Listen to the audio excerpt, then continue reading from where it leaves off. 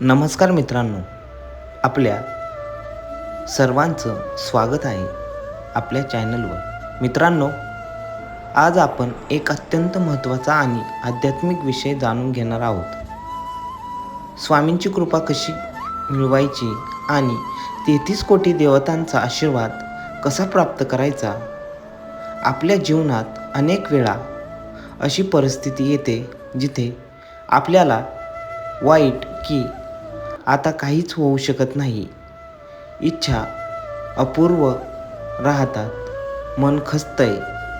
पण अशा वेळी एकच शक्ती आपल्याला उभं करते, ती म्हणजे श्री स्वामी कृपा.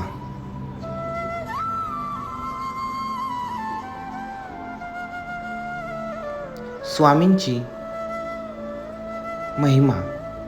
स्वामी म्हणजे केवळ एक संत नाहीत, ते एक दैवी शक्तीचं रूप आहेत, ज्यांनी आयुष्यभर लोकांचं कल्याण केलं, दुःखी लोकांना आधार दिला आणि भक्तांच्या प्रत्येक संकटात त्यांना वाचवलं.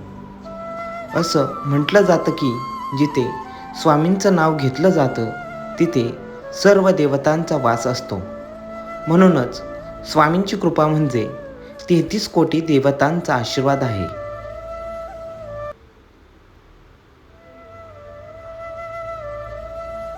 तेहतीस कोटी देवता म्हणजे काय? खूप लोकांना प्रश्न पडतो, हे 33 कोटी देवता म्हणजे नेमकं काय?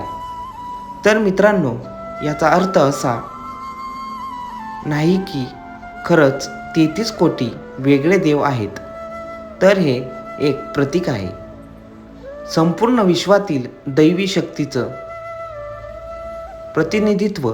जेव्हा तुम्ही स्वामींची भक्ती करता तेव्हा तुम्हाला सर्व देवतांचा आशीर्वाद एकाच वेळी मिळतो.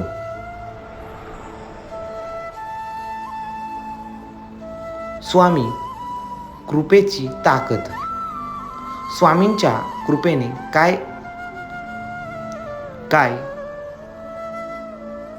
होऊ शकतं. अशक्य काम शक्य होतात, अडलेली कामं पूर्ण होतात, आर्थिक समस्या दूर होतात, मानसिक शांती मिळते,